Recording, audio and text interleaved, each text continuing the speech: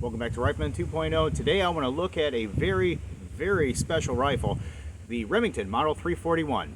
Check this thing out. Now today is going to be a relatively short one. Pretty much I just want to focus on the action of the 341 here and why it's unique from all the other 22 rifles that you're going to find out there. If you want to take a look at the full review of this rifle, is going to be on another video. Check that one out. I'll post the link in the description. But let's look at this action. Now I can hear you now. What's so special about this rifle? Looks like a regular old bolt action, right?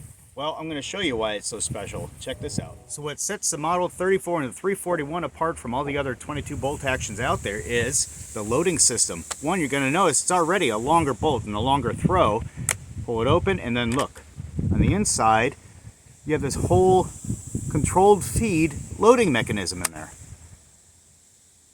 To my knowledge, the Remington Model 34 and the 341s are the only ones like this. I have not seen any other rifles out there who had this sort of loading mechanism. I'll show you a good close-up here. Watch. There. And the full controlled feed of this eliminates any and all jamming possibilities. I have not had a jam in this thing once. So let's load her up and I'll show you in real time. So I just loaded up 5 CCI subsonics, so I don't have to bother with ear protection. So watch this, the positive loading. Right there, catches, elevates it, propels it in, boom, positive feed. Okay, cycle, boom. Cycle, boom. No problems.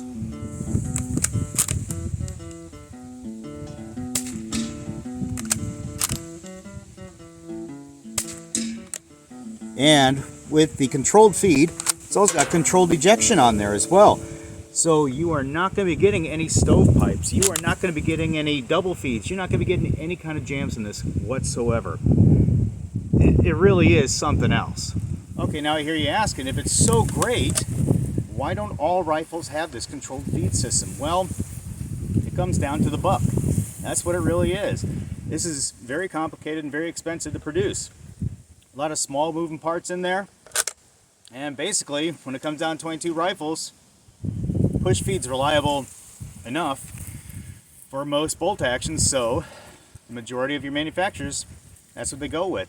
So the Remington 34 and the 341, to my knowledge at this point, are unique in that regard, as these are the only ones that I know of that are produced like this. And that's why these things are heads and tails above any others, including the Winchesters. Speaking of Winchester, don't forget to check out the head-to-head video, the Remington versus the Winchester, in which I take these very similar rifles, but very different rifles, and I compare them both to each other and we see how they do. Anyway, check that one out. Don't forget to like, subscribe, and share, and we'll catch you on the next one.